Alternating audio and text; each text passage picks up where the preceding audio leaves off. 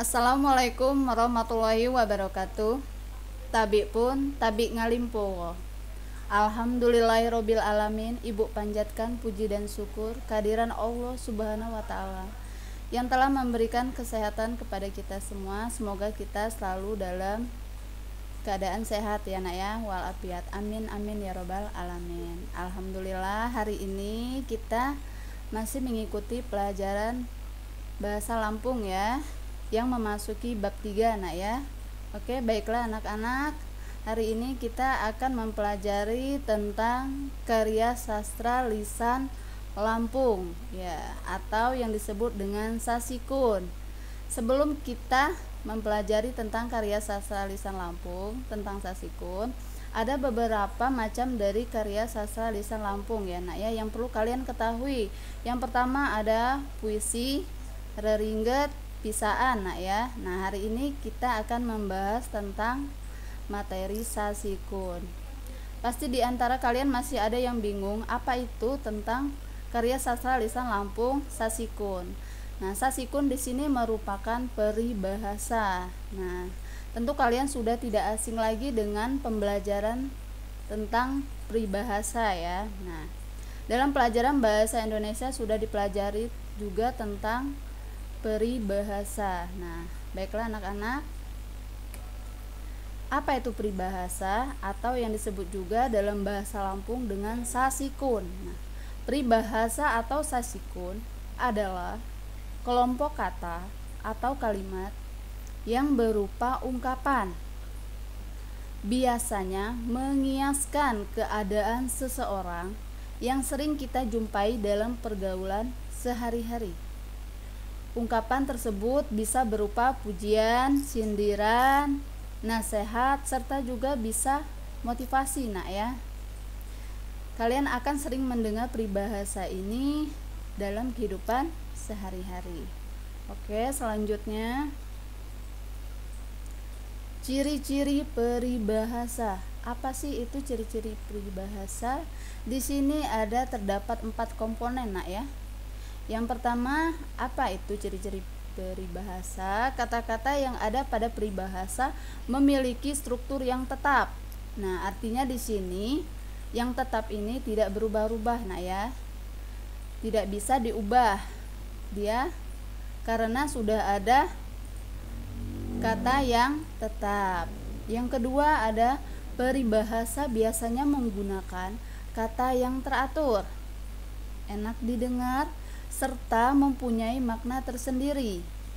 Jika kalian pernah mendengar peribahasa itu, tentu kalian akan merasa enak didengar nak ya, dari ungkapan seseorang itu.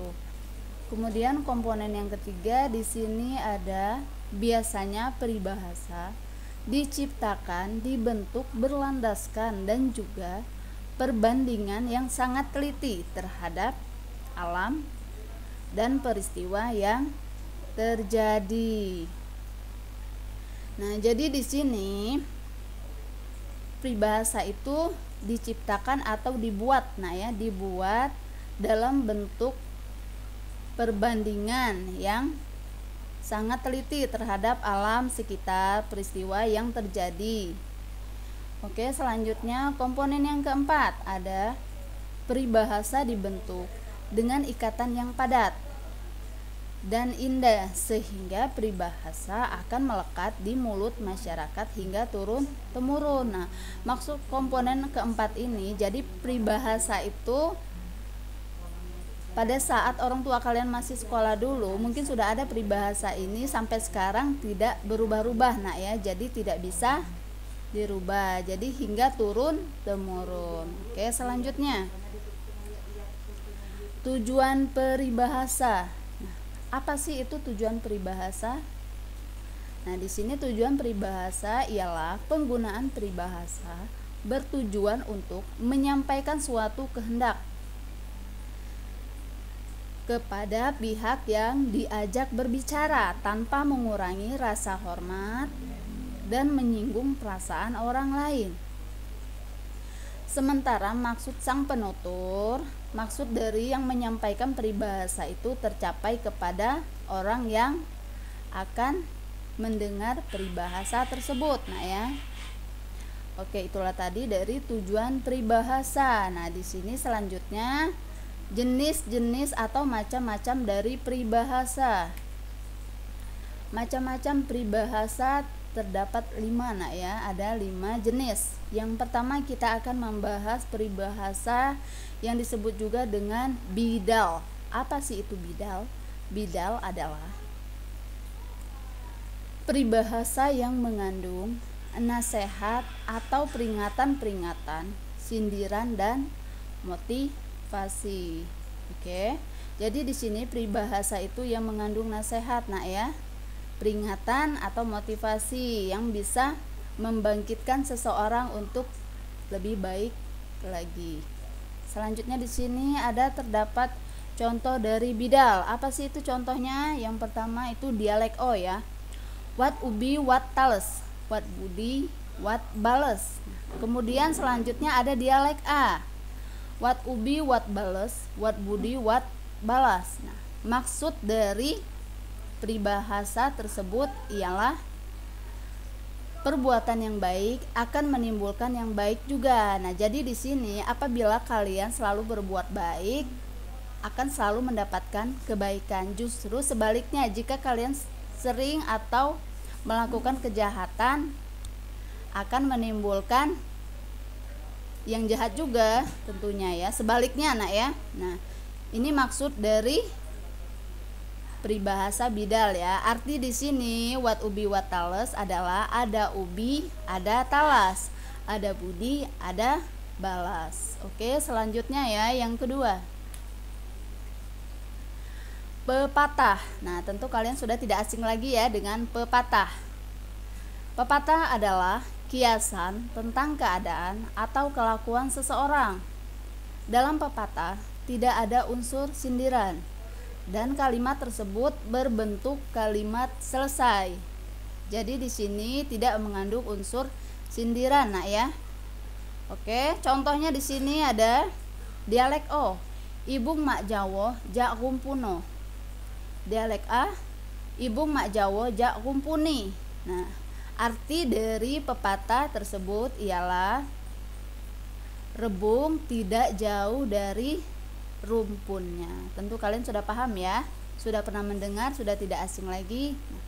Maksud dari pepatah tersebut ialah kelakuan atau sifat anak tidak berjauhan dengan sifat orang tuanya. Contohnya saja, misalnya orang tuanya suka marah atau pemarah, tentu dia anaknya tidak berjauhan ya sifatnya ya.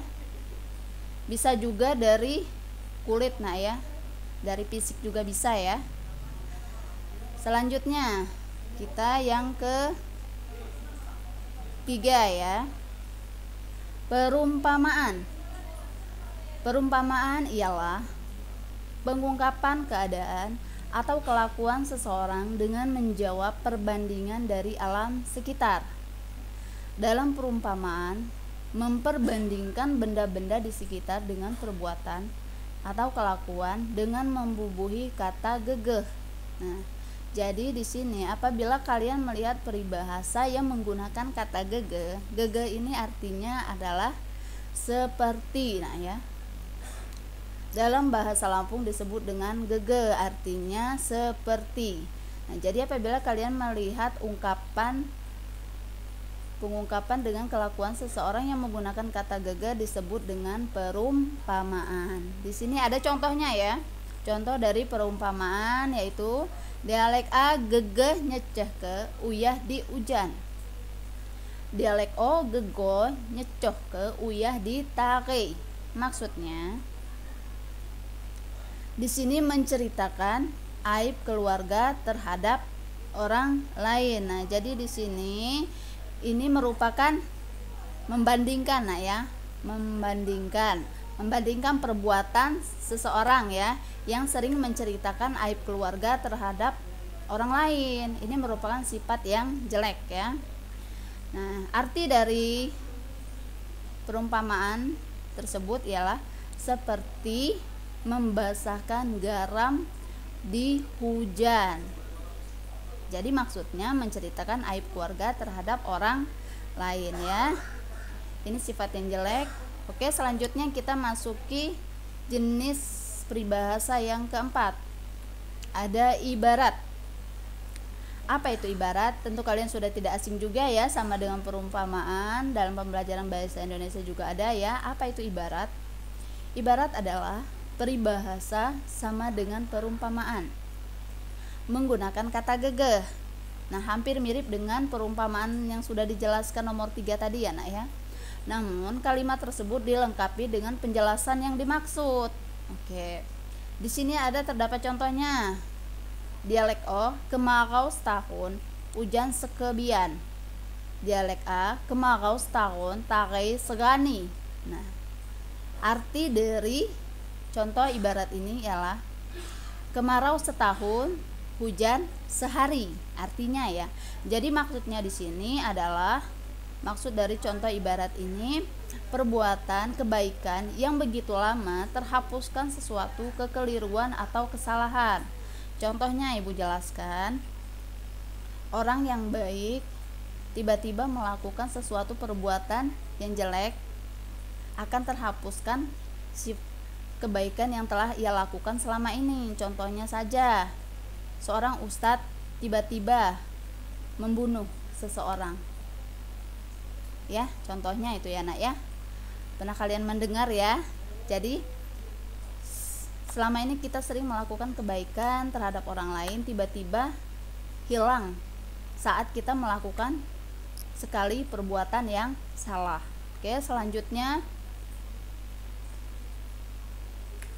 ada yang terakhir ya, ini penjelasan peribahasa yang terakhir disebut juga dengan pemio.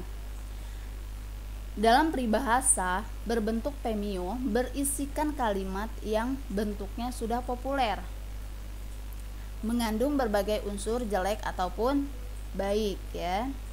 Pemio nak ya. Contohnya di sini ada, apa itu contohnya? Dialek O, capa wai mak baseh, capa apuy mak tutung.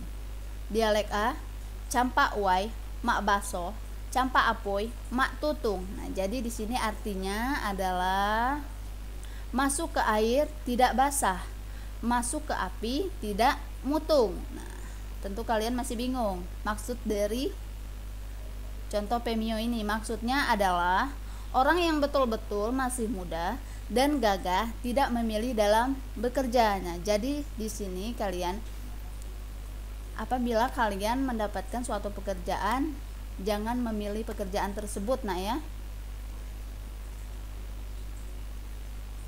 Selanjutnya, sudah ya, ini yang terakhir. Nah, di sini ada yang ingin bertanya, silakan.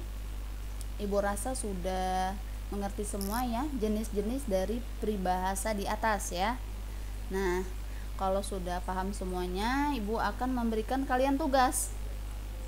Ini tugasnya. Nah, di sini Ibu akan memberikan tugas, ada 5 soal. Tugas di sini kalian harus melengkapi peribahasa atau yang disebut juga dengan sasikun di bawah ini sehingga menjadi benar dan lengkap. Gunakan kata-kata yang telah disediakan di kolom bawah ini nah ya. Jadi kalian bisa memilih kata di bawah ini, kemudian lengkapi soal tersebut dengan menggunakan kosakata di bawah ini ya. Dicocokkan nah ya. Oke, sudah ya. Bu akhiri untuk pembelajaran daring hari ini. Billahi taufiq wa hidayah. Wassalamualaikum warahmatullahi wabarakatuh. Terima kasih.